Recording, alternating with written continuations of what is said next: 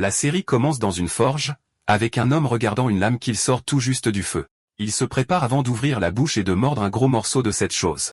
Et il dit que depuis qu'il est enfant, il y a une histoire que son père lui racontait. Et en tant que membre de la famille Caravan, il y a quelque chose qu'il ne doit jamais oublier. Le nom du garçon est Aran. Son père dit qu'ils vivent peut-être maintenant dans ce petit territoire loin de la capitale, mais qu'il y a 200 ans, leur prestige était inégalé. Un chevalier connu comme le dieu de la guerre dirigeait leur famille. C'était un chevalier juste, favori du roi et vénéré de tous. Une famille choisie par l'épée, produisant des maîtres d'armes depuis des générations. C'est pourquoi tout le monde l'appelait par un seul titre par respect. Les gardiens invincibles. Les Caravans. Son père dit que c'est lui qui prendra la relève en tant que chef de famille, et qu'il doit vivre avec fierté, sachant que le sang de l'acier coule dans ses veines. Reconquérir leur grandeur et se dresser à nouveau comme les protecteurs de cette terre, telle est la mission de leur famille. Quelque temps plus tard, dans un champ de blé abondant, il se dit que ces récits héroïques que son père lui racontait n'étaient probablement que des histoires à dormir debout. Après tout, il est assez courant pour les nobles déchus de vivre de la gloire fabriquée de leur passé. Et si les histoires sur les Caravans étaient vraies, ils ne dirigeraient pas un village paumé comme celui-ci. Et ils ne passeraient pas leur journée à cultiver aux côtés des roturiers. Ils jettent les mauvaises herbes à l'arrière du chariot en se disant que ça n'a aucun sens, car il y a trop d'incohérences dans l'histoire de son père. Par exemple, l'ancien fondateur de la famille sur ce portrait. Peu importe à quel point il le regarde, il ne lui ressemble en rien, ni à son père. Même l'héritage familial est bien trop tranchant et impeccable pour quelque chose fabriqué il y a des centaines d'années. Plus important encore, dans tous les livres d'histoire du royaume, le nom de leur ancêtre, Liam, ne se trouve pas sur une seule ligne. Et quand on considère tout cela, il n'y a qu'une seule conclusion. Ce ne sont que des mensonges inventés pour donner un peu de fierté à la génération suivante. Un des fermiers lui demande pourquoi il reste là à rêvasser, lui disant que c'est l'heure de la collation. Et que s'il ne se dépêche pas, le pain chaud aura disparu. Un vieil homme dit en plaisantant que s'il traîne plus longtemps, il mangera aussi sa part. Arin dit qu'ils doivent l'attendre, car c'est sa part. Et la femme du type commence à le frapper. Arin dit qu'il se fiche pas mal que sa famille ne soit pas d'une grande lignée. Il a tout le monde ici pour l'accueillir, et il aime cet endroit où il peut vivre à leur côté. Il va avoir le Caravan qu'il désire, et il veut que les choses restent telles qu'elles sont. Mais, bien sûr, ce n'était que de la complaisance de la part d'Aran, alors qu'il n'était qu'un garçon naïf. Car dans un avenir proche, tout cela sera bouleversé. Il leur dit à tous qu'ils ont atteint l'objectif de récolte aujourd'hui, donc il va se rendre au marché du village voisin. Il sera donc un peu en retard, car il va chercher quelques petites choses dont ils ont besoin pendant qu'il y sera. Il dit à l'un de ses amis nommé Chin qu'il va chercher des pommes, car il se plaignait de ne pas avoir vu de fruits depuis un moment. Chin dit qu'il apprécie. Aran dit aussi que, comme la plus jeune fille de Marino a bientôt son anniversaire, il va en profiter pour trouver une poupée. Elle lui demande comment il le savait, et il répond qu'il sait tout. Après tout, c'est l'homme qui sera leur prochain seigneur. Puis il leur fait un signe de la main en disant qu'il les verra plus tard, et il lui souhaite un bon voyage. Le gars est excité, et il a hâte de rentrer pour voir leur visage. Il leur dit qu'il sera un peu en retard. Alors qu'il s'éloigne, Chin dit qu'il n'y a personne comme leur jeune maître. Le chauve de tout à l'heure est d'accord, et ils disent en plaisantant qu'ils s'inquiètent de savoir quelle dame va le leur piquer. Chin dit qu'avant qu'il ne se fasse plus tard, ils devraient finir le reste de leur travail, et qu'aujourd'hui c'est le jour de leur réunion habituelle avec le seigneur. Mais de nulle part, on voit du sang gicler de son visage. Alors qu'il vient d'être tranché, ses dernières pensées s'envolent dans les airs. Une des femmes, confuse, regarde la scène avant d'être la suivante. Bientôt, le champ de blé doré est peint de sang, et un homme dit que ce territoire doit être effacé. Les villageois, paniqués, lui demandent qui il est et il passe devant eux en disant que le territoire. Et une fois de plus, il répète la même phrase sur le territoire qui doit être effacé. Puis il réalise qu'il commence à pleurer, acceptant le fait qu'il n'y a rien qu'il puisse faire. Alors qu'il massacre tous les villageois sur son chemin. Quand Aran revient et voit cela, tout ce qu'il avait acheté ce jour-là au marché tombe par terre, sous le choc. Son cœur s'emballe, et il demande pourquoi tout le monde est dans cet état. Quelqu'un apparaît derrière lui alors qu'il est hébété, mais lui couvre les yeux en pleurant et en lui disant de ne pas regarder. C'est son majordome.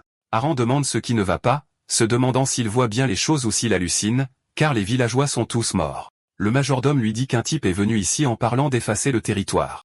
Et il n'a fallu que 10 minutes au total pour que chaque personne du village soit assassinée. Le type les attaquait à des distances qui ne semblaient pas humainement possibles avec une épée. C'était comme si sa lame était glaciale et indifférente. Sans aucun signe ni avertissement, il s'est abattu sur eux, comme s'il était un diable en chair et en os. Et il ne s'est pas contenté de tuer les villageois, car un seul coup a décimé le village entier. L'homme a dit qu'il ne faisait qu'exécuter ses ordres, et que les caravans devaient être effacés. Le majordome dit qu'il est désolé, mais que c'est un ennemi qu'il ne pourrait jamais vaincre. C'est un maître d'armes, ce qui signifie qu'il est une calamité sous forme humaine. Ils se sont dirigés directement vers le domaine, mais ce n'était pas différent. Tout le monde à l'intérieur a été assassiné. On voit les yeux des Harins devenir brumeux, comme s'ils se dissociaient, jusqu'à ce qu'il baisse les yeux et voit l'un de ses serviteurs décapité, et que la réalité le frappe. Il commence à perdre la tête jusqu'à ce que sa mère l'appelle en criant. Il reprend ses esprits, et elle se met à courir vers lui et le serre dans ses bras. Elle était la seule étincelle d'espoir dont il avait besoin à ce moment-là. Elle dit qu'elle est si heureuse qu'il soit en sécurité, et on voit ses mains trembler. Alors qu'il la serre dans ses bras, il se dit que, l'espace d'une seconde, il n'a jamais été aussi soulagé de sa vie. Mais ensuite, il a réalisé. Ce soulagement était injustifié, car son père est assis là, pleurant des larmes de sang de pure frustration, demandant pourquoi encore et encore. Harin réalisa que la tragédie ne faisait que commencer. Le maître d'armes qui a effacé la moitié de leur territoire en un clin d'œil, pour une raison inconnue, n'a pas tué ses parents, lui laissant seulement ces mots. Il reviendra dans un mois. S'ils souhaitent vivre, ils devront prendre tout le monde et quitter cet endroit d'ici là. Le père des Harins pleure, demandant pourquoi ils font cela, et ce qu'ils ont bien pu faire pour mériter ça. Le maître d'armes s'éloigne alors que son père continue de le presser, demandant encore et encore ce qu'ils ont fait de mal. Le maître d'armes dit qu'il ne fait que suivre les ordres.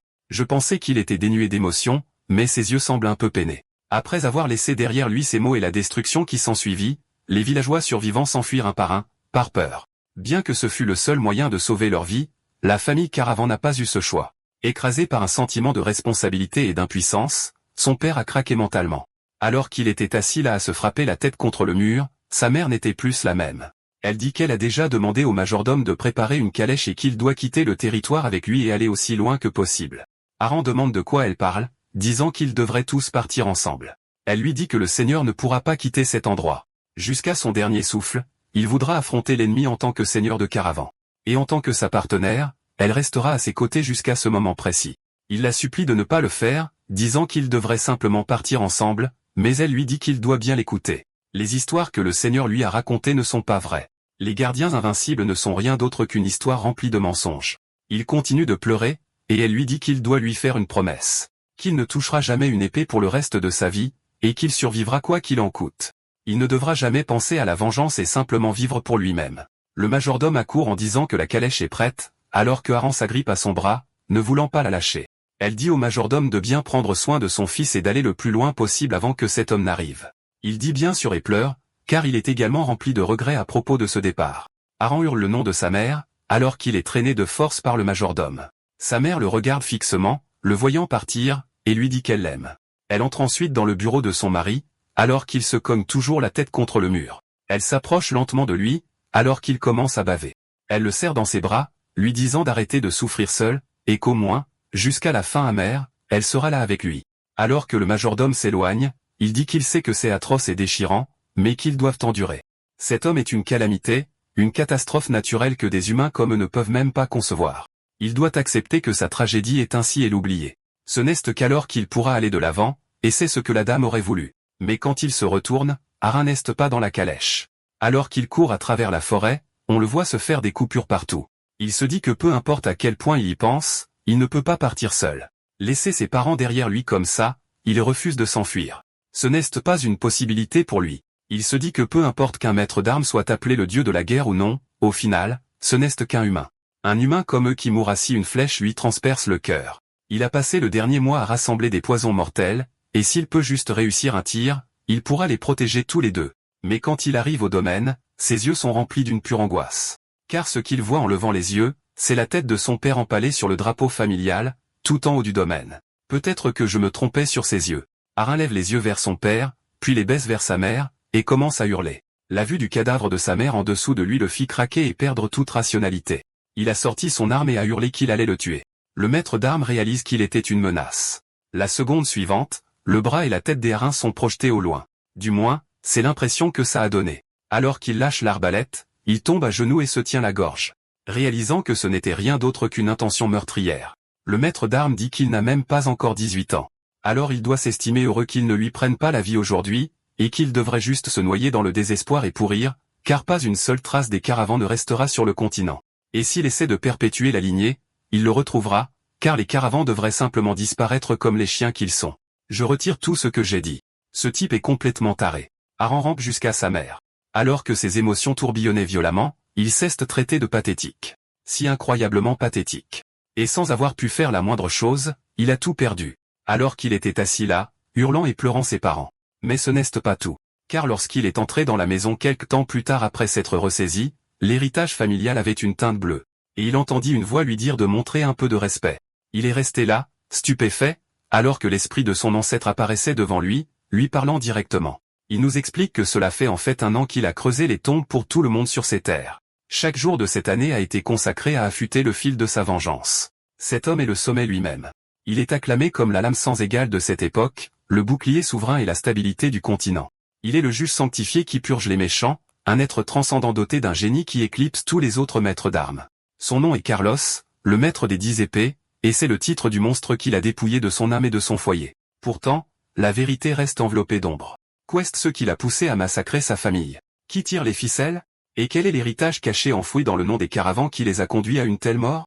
Indépendamment de la vérité, une chose est immuable. Aucune réponse ne ramènera à la vie sa famille qui est morte comme des chiens. C'est alors qu'il vit la teinte bleue sur l'épée, et il se dit que peut-être le poids de ces questions a finalement brisé son esprit, alors qu'une impossibilité se manifeste sous ses yeux. Une figure qu'il avait autrefois rejetée comme une simple fable, la légende des tapisseries ancestrales, est maintenant apparue en chair et en os. Dehors, la pluie fouette la fenêtre et commence à s'accorder au rythme de son cœur. Il se dit qu'il a entendu les murmures des érudits, que ceux brisés par une tragédie indicible deviennent la proie d'hallucinations vives nées du chagrin, mais la présence est trop réelle pour être un fantôme de son imagination.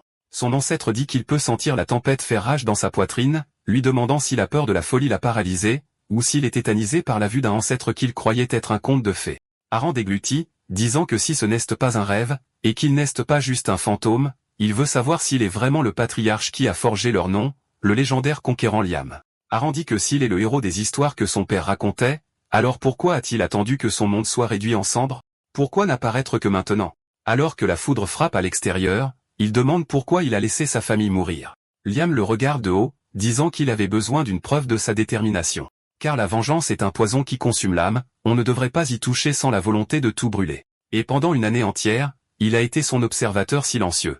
Il l'a observé, un garçon avec un talent si maigre qu'il frisait le désespoir. Chaque jour, il a refusé de lâcher sa lame. Même lorsque ses mains étaient couvertes de sang, il a été témoin d'une volonté qui refusait de s'éteindre sous les vents du désespoir.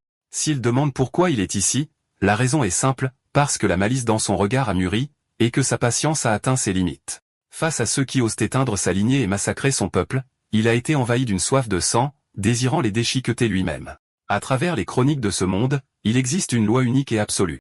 Seul un maître d'armes possède le pouvoir de tuer un maître d'armes, et il le savait, c'est pourquoi il a manié son épée comme un fou, pourchassant un fantôme de châtiment. Mais écoute-le bien, peu importe le nombre de décennies qu'il y passera, il ne l'atteindra jamais. Un maître d'armes est une anomalie divine qui a dépassé le domaine humain, un royaume d'existence que même les prodiges ne peuvent espérer comprendre. Parmi ces élites, il est un titan qui se dresse sur un sommet inaccessible à tout autre. Même à son époque de massacre constant, peu aurait pu rivaliser avec un tel homme. Personne à l'heure actuelle n'a la force de l'achever, et à mesure que les années passeront, son ombre ne fera que s'allonger et s'assombrir. Arin dit qu'il est douloureusement conscient de tout cela, mais que cela signifie qu'il n'obtiendra jamais justice. Et cela signifie que le monstre qui a volé son monde sera éternellement vénéré comme un sauveur, et qu'il restera un spectateur sans espoir.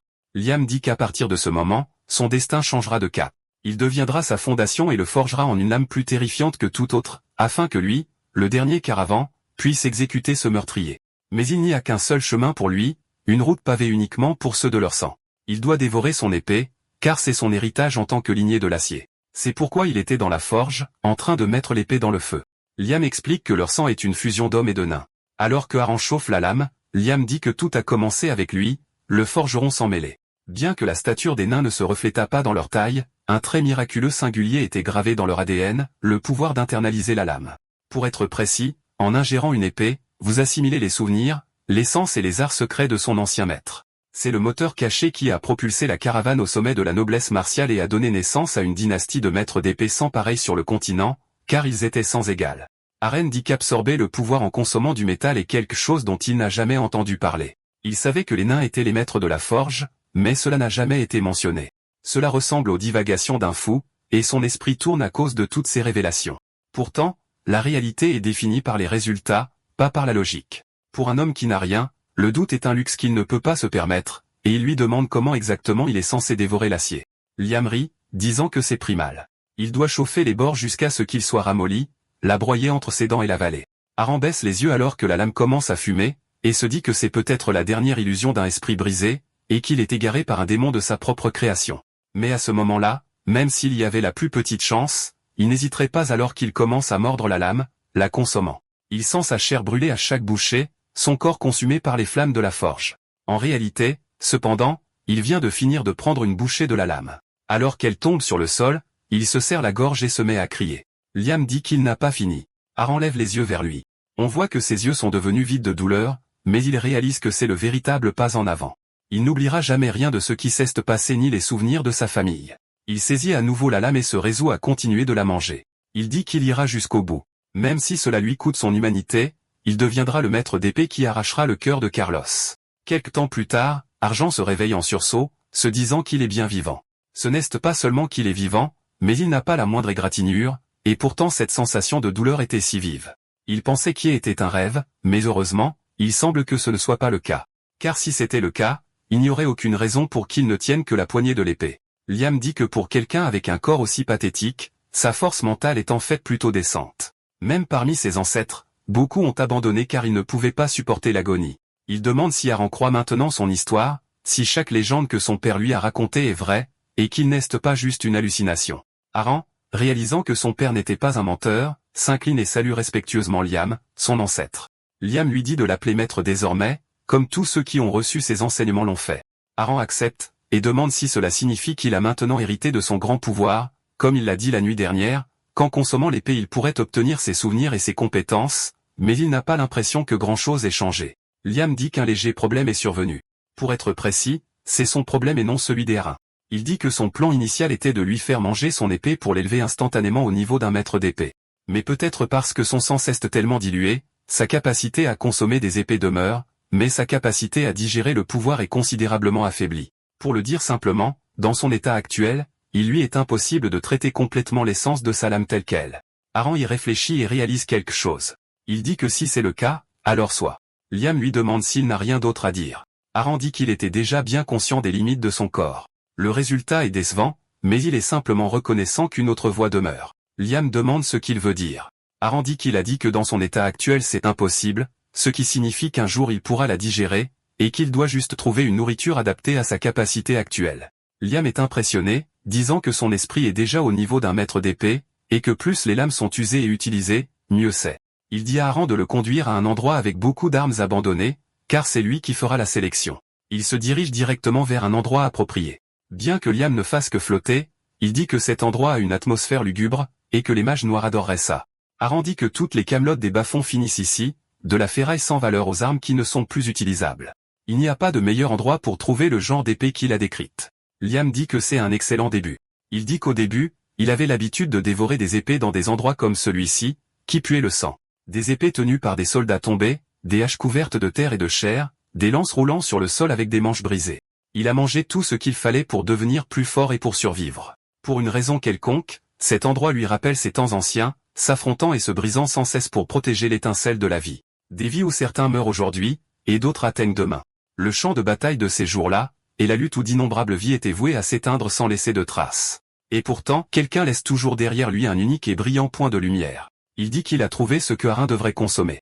Il pointe du doigt, lui disant d'aller la ramasser, car c'est une épée qu'il doit consommer, et ce sera sa deuxième lame. Un mois plus tard, on entend des gens s'introduire dans le domaine. Ils disent qu'il n'y a personne ici en le traversant. Ils se disent que ce manoir a peut-être été utilisé comme laboratoire biologique par un mage noir puis abandonné. Mais ces gars disent que non, certainement pas. Si c'était le cas, il serait mort à la seconde où il serait entré. Il est plus probable qu'un noble déchu se cache ici. Ils disent qu'il y a une odeur de grandeur partout où ils regardent. Ils disent que leur chance tourne enfin, et s'il n'y a même pas de gardien ici, ça veut tout dire. L'un des hommes trouve quelque chose, disant qu'il semble qu'une fille de noble vive vraiment ici, car il y a tout un tas de beaux vêtements de femmes qui ont l'air fraîchement lavés. Il commence à les sentir, disant que l'odeur du tissu est différente. L'un d'eux met la main dans son pantalon et commence à lécher sa hache, disant que s'ils jouent bien leur carte, ils pourraient aussi s'amuser d'une autre manière. Il dit qu'il veut sentir cette odeur de dame noble. Ils disent qu'ils vont regarder autour d'eux, peut-être trouver un portrait de la fille qu'ils pourront utiliser comme matériel. Aaron leur dit à tous de s'arrêter. Il se tourne, horrifié. Il dit que sa mère aime les choses bien rangées, et qu'elle détestait vraiment quand les gens mettaient le désordre, alors ils devraient remettre ça en place tranquillement et en discuter. Leur peur se transforme instantanément en confusion quand ils voient un enfant, et ils sont un peu déçus que ce ne soit pas une fille. Aran leur demande s'ils sont venus chercher de la nourriture ou s'il avait juste besoin d'un endroit où rester. Si c'est l'un ou l'autre, dites-le simplement, car je suis prêt à vous accepter comme voisin. L'un d'eux demande ce que ce gamin raconte, disant qu'il a perdu la tête, que les nobles n'ont pas peur, et qu'il aurait dû rester caché. Alors pourquoi diable est-il sorti? Aran réalise qu'il n'y a pas moyen de discuter avec des gens aussi stupides. Alors que l'homme bondit sur lui demandant s'il veut mourir, Aran ouvre les yeux, et on les voit instantanément changer de couleur. Il enfonce sa lame droit dans l'estomac de l'homme. Il dit qu'ils sont des invités non désirés, pas des visiteurs, donc il ne les traitera plus avec courtoisie. On a un flashback juste après qu'il ait pris l'épée. Aran a demandé à Liam s'il était vraiment censé la manger, car elle ressemble plus à une aiguille qu'à une épée. Donc, s'il essayait de couper quelque chose avec, on dirait qu'elle se briserait simplement. Liam dit que c'est tout à fait naturel, car elle n'a pas été conçue pour trancher ou briser des choses. C'est une arme forgée dans un seul but. Elle perce les points vitaux de l'ennemi et met fin à sa vie en ce seul moment décisif. C'est une épée faite purement pour les stocks. Jewan adorerait ce truc. Ceux qui savent, savent. Aran est surpris, et alors qu'il s'apprête à dire quelque chose, Liam lit dans ses pensées, disant qu'il a une expression qui suggère qu'une lance serait meilleure pour les stocks.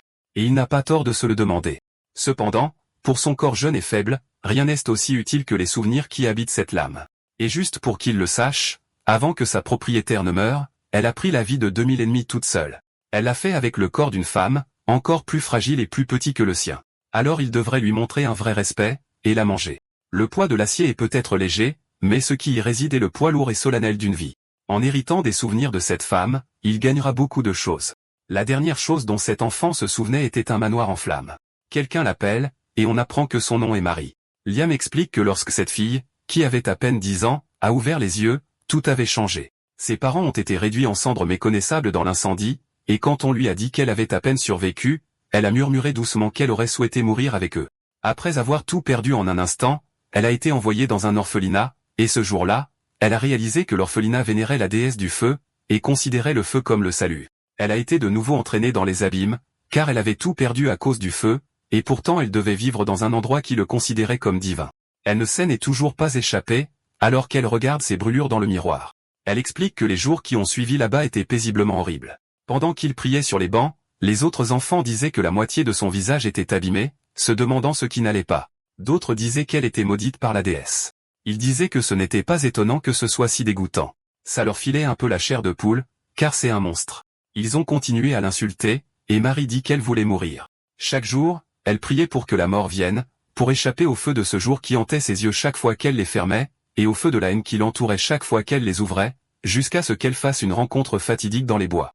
Avec le recul, son art de l'épée n'était que brutal et grossier, mais pour elle, c'était assez beau pour lui faire oublier l'enfer dans sa tête, ne serait-ce qu'un instant. Elle explique que le nom de l'homme était Hegel. C'était un vieux bretteur, un ancien chevalier errant, qui avait travaillé à l'orphelinat pendant un certain temps. Normalement, elle n'aurait jamais adressé la parole à un vieil homme comme lui, mais elle n'a pas pu s'en empêcher. Elle s'est approchée de lui, demandant comment elle pouvait devenir comme lui. Ses yeux brillaient d'espoir alors qu'elle disait vouloir apprendre cela, et elle fit son premier pas vers la vie. Hegel la regarda, disant que ce n'est pas quelque chose qui aide beaucoup à vivre, surtout pas pour une fille comme elle. Une lame comme celle-ci ne ferait que la blesser, alors elle devrait rentrer. Elle touche la cicatrice sur son visage et se résout, disant que si elle peut apprendre cela, elle est certaine qu'elle n'aura plus jamais peur d'aucun feu dans ce monde.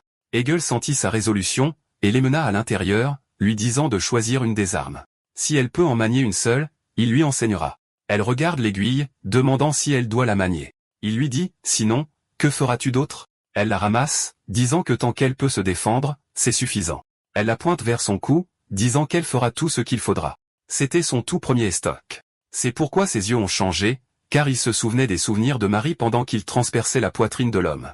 Regardant sa blessure, l'homme tombe, s'effondrant sur le sol, se vidant de son sang. Les autres hommes, horrifiés, demandent ce que c'était que ça. Aran dit qu'il suppose qu'il n'y a plus besoin de parler. Liam observe de loin, disant que depuis un mois, il n'a enseigné qu'une seule chose à son jeune descendant. C'est un entraînement purement physique, de sorte qu'il pourrait même courir pendant des heures sans se fatiguer. Pas une seule fois il ne lui a réellement enseigné une technique d'épée. Pourtant, le fait qu'il puisse exécuter un estoc comme celui-là signifie qu'il digère enfin le passé de Marie, et il veut qu'il lui montre son premier pas en tant que caravane. Je trouve ça cool qu'il porte les rêves de ceux dont il manie les épées. Aran explique que le point où il vient d'arrêter cet homme est une cible atteignable uniquement en glissant une lame avec une précision chirurgicale entre les côtes. Il l'a touché au poumon. Pour une personne comme lui, ne possédant ni l'entraînement ni l'histoire de l'escrime, il n'y a aucune raison logique qu'il soit capable d'un stock aussi complexe. Pourtant, l'explication est très simple. L'ancienne détentrice de l'aiguille qu'il a assimilée il y a un mois, les souvenirs de Marie, lui ont permis de le faire. Marie explique qu'à partir de ce jour, quand elle a porté son premier stock, Hegel est devenu son instructeur silencieux. Il lui a appris la bonne posture, le poids de la poignée dans sa paume, le rythme de la mêlée, et les froides nécessités de la survie. Son style n'était pas une doctrine académique rigide. Son art de l'épée incarnait la romance sauvage et l'esprit sans foi ni loi qu'il avait acquis en tant que chevalier errant, possédant une puissance brute plus que suffisante pour captiver une jeune fille vivant dans l'ombre de ses peurs. Alors qu'on la voit apprécier, elle dit qu'elle admirait vraiment la voix de l'épée de Hegel. Et au fil des ans, Hegel lui dit que le rapproche, et qu'elle quittera bientôt ses murs. Quand ce moment viendra, il veut qu'elle aille voir le souffle de ce monde, car c'est la dernière leçon qu'il lui demande. Il est reconnaissant qu'elle ait été avec lui jusqu'à la toute fin. On la voit pleurer alors qu'il l'appelle par son nom et rend son dernier souffle. Elle dit qu'elle lui doit tout, et elle espère qu'il trouvera le repos. Suivant ses dernières instructions, elle a tourné le dos à l'orphelinat et s'est avancée vers l'inconnu. Il ne fallut pas longtemps avant qu'elle ne se fasse une réputation de mercenaire de renom. C'était peut-être son choix d'arme, une lame fine et bizarre comme une aiguille, ou le fait qu'elle était une femme, ce qui était très rare sur les lignes de front. On lui a donné le titre de la gitane couseuse. Alors que Harin prend la même posture qu'elle, il se dit que ce phénomène doit être l'invocation dont son maître a parlé. Les expériences de sa vie affluent dans son esprit comme si elles lui murmuraient à l'oreille. Alors que l'homme à terre supplie sa pitié, demandant à être épargné, il fait tournoyer l'aiguille dans sa main avant de l'empaler une fois de plus, puis la retire avant de poignarder à nouveau, disant qu'il doit finir le travail. C'est la première fois qu'il prend une vie, et pourtant cette première fois semble étrangement vide. Il ne ressent aucune trace de culpabilité ou d'horreur. Seule la réalité tactique de la situation qui se présente à lui occupe ses pensées. Il a trouvé cette ouverture parce qu'il ne le voyait pas comme une menace, mais maintenant qu'il est encerclé, il ne peut plus compter sur leur négligence. Ils doivent réaliser que les chances sont en leur faveur, alors pourquoi hésite-t-il à l'attaquer malgré leur nombre? Liam dit qu'ils sont paralysés par la peur. C'est tout à fait naturel, car la compétence qu'il vient de montrer n'était pas le geste maladroit d'un novice. Une petite dose de peur maintient un homme en vie, mais en excès, elle aveugle sa capacité à penser. Alors qu'il panique sur ce qu'il faut faire, Liam explique que cela magnifie l'ennemi, le rendant bien plus redoutable qu'il ne l'est vraiment, les leurrant en leur faisant croire qu'ils font face à une force irrésistible. À leurs yeux en ce moment, il n'est pas un enfant. Il est l'incarnation d'un boucher. Haran dit qu'il voit, et si c'est le cas, il ne gâchera pas cette chance. Alors qu'il fonce, il se dit que c'est l'ouverture parfaite. L'un d'eux panique, lui criant de reculer, et il lève sa massue et la balance. Haran esquive l'attaque d'un pas en arrière et arrive avec une aiguille, mais l'homme le réalise trop tard avant de se faire transpercer le côté de la gorge. Il se souvient, à travers les souvenirs de Marie, que Hegel a dit un jour que comme elle n'était pas née avec la carrure ou l'endurance d'un homme, elle ne pouvait pas se permettre de laisser un combat s'éterniser. Alors qu'il charge droit sur la cible suivante, il crie. Haran prend appui sur le sol alors que l'homme avance son arme. Il saute par-dessus, atterrissant derrière lui. Alors que les mots de Hegel continuent de résonner, il dit à Marie qu'elle doit s'assurer que dès le premier ou le deuxième échange, l'ennemi soit complètement dominé. L'aiguille transperce le bras de l'homme, et pendant qu'il titube de douleur, Harin la retire. Alors que les paroles de Hegel continuent, il dit qu'elle ne devrait pas essayer de lutter pour imiter ce qui lui manque, mais plutôt affûter les dons qu'elle possède. Son plus grand atout est sa légèreté et sa flexibilité innée, un physique aussi agile que celui d'une danseuse, et depuis de nombreuses postures et trajectoires, elle était capable de porter un coup fatal. Elle saute par-dessus l'ennemi, utilisant son propre corps pour esquiver l'attaque. Quand il le réalise, il est trop tard, avant qu'elle ne lui transperce l'arrière de la tête, la lame sortant par sa bouche. De retour à la réalité, l'homme tombe sur le sol. La dernière victime est assise là, tremblant de peur, pleurant, se demandant ce qu'il voit, quel est ce monstre qui porte une peau humaine. Après avoir terminé le travail, il enterre les cadavres dans les bois. Alors que Liam lui demande s'il peut maintenant mettre de côté ses doutes, s'il possède l'endurance nécessaire pour manier son épée toute la journée sans transpirer, alors des voyous non entraînés comme ceux-ci ne sont pas de taille face à lui seul. Cela signifie qu'un caravane devient encore plus fort au milieu d'un combat mortel. Haran dit que tout ce qu'il dit est la vérité, de son corps devenant aussi souple que celui d'une danseuse, comme s'il réagissait aux souvenirs de l'épée, aux souvenirs d'elle qui sont devenus vifs une fois qu'il a commencé à se battre. Et il comprend maintenant avec quel cœur elle s'est battue contre le monde. Et il se demande si c'est le pouvoir dont Liam lui parlait, celui où l'on devient plus fort à mesure que l'on comprend son adversaire, le pouvoir de la digestion. Liam lui dit qu'il ne ment jamais quand il s'agit de l'épée. Il peut garantir que ses jours à venir seront remplis d'agonie, car ce sera une succession d'épreuves si grandes que la mort pourrait sembler préférable. Au point que l'épreuve d'aujourd'hui semblera être une bénédiction. Malgré tout, il veut savoir s'il continuera sur cette voie. Haran dit que s'il peut mettre sa lame sous la gorge de Carlos, peu importe le chemin, il ira de l'avant, disant à son maître qu'il ne le regrettera pas. Mais on voit son visage exprimer un regret instantané, et il se demande si c'est vraiment la bonne direction. Alors qu'il escalade le flanc d'une falaise, comment diable a-t-il pu monter si haut?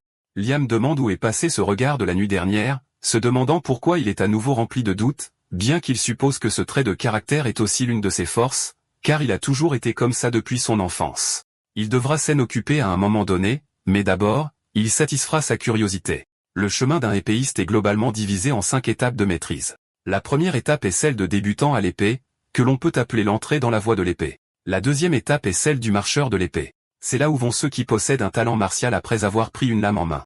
La troisième est celle du coureur de l'épée. C'est là où se trouvent ceux qui s'établissent comme les plus forts et servent de pivot sur le champ de bataille. La quatrième est l'expert de l'épée, un héros qui peut à lui seul inverser le cours d'une guerre. Et ceux qui règnent au-dessus de tous les autres constituent la cinquième et dernière étape. Vénérés comme des dieux marchands parmi eux, c'est le royaume de l'épée du cœur, aussi connu sous le nom de maître épéiste. Et il veut que Aran devine à quelle étape il appartient en ce moment. Aran dit qu'il se doute qu'il veut une réponse pleine d'entrain, mais il connaît bien son propre niveau. Le prérequis pour un maître épéiste est la manipulation du mana, le réservoir nécessaire pour gérer le mana, et un second cœur, la formation du cœur de mana. Mais comme il n'a pas formé, il ne pense même pas être qualifié de débutant.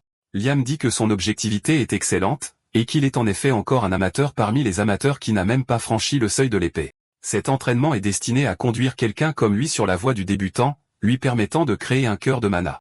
Aran le regarde, confus, demandant s'il a bien entendu, et s'il est vraiment en train de dire qu'il prend ce risque juste pour former un cœur de mana. Il pourrait vraiment mourir s'il fait un seul faux pas. Et il ne sait pas comment c'était à son époque, mais de nos jours, on peut créer un cœur de mana juste en prenant une potion d'alchimiste, ou en demandant à un chevalier de classe marcheur d'injecter du mana pour ouvrir ses sens. Même les dames de la noblesse qui ont appris l'escrime pour se défendre peuvent en former un facilement. Alors pourquoi choisirait-il un chemin si difficile? Le forcer à faire ça est juste quelque chose qu'il ne peut pas comprendre. Liam dit que former le cœur en lui-même n'est pas une tâche difficile. Il n'y a aucune raison pour qu'il ne puisse pas en créer un en suivant la même voie que tout le monde. Cependant, le pouvoir de l'acier solide réside dans leur sang caravant. Par conséquent, pour exercer ce puissant pouvoir, il a besoin d'un réceptacle robuste. C'est impossible avec celui d'une personne ordinaire. Le royaume que l'on peut atteindre avec un cœur humain n'est rien de plus que le royaume des humains. S'il souhaite vraiment suivre la voie d'un maître épéiste, il n'y a qu'une seule chose qu'il doit posséder, quelque chose qui ne subira pas même une égratignure en se heurtant au monde, et c'est un cœur d'acier. Il n'y a qu'une seule façon pour lui de le forger, se pousser sans cesse au seuil de la mort jusqu'à ce que son corps physique réclame de lui-même un cœur de mana. Seuls quelques rares élus ont réussi à mener cet entraînement jusqu'au bout. C'est dire à quel point ce processus deviendra douloureux et atroce. Cependant, ceux qui ont surmonté tout cela ont fini par devenir des maîtres épéistes. Et il demande une fois de plus à Aran s'il se sent motivé. Aran continue son ascension et a l'air revigoré, disant qu'entendre cela était plus que suffisant. Liam dit qu'il ne ment pas quand il s'agit de l'épée, et de se souvenir que son cœur de mana sera différent de celui de n'importe qui d'autre dans ce monde entier. Cette nuit-là, dans un village à l'est de la région de Ver appelé Campbell, des gens parlent d'une rumeur concernant le village appelé Caravan, à l'ouest. Apparemment, c'est devenu une ville fantôme il y a un an, mais une rumeur circule selon laquelle il y aurait quelque chose dans ce village de l'ouest.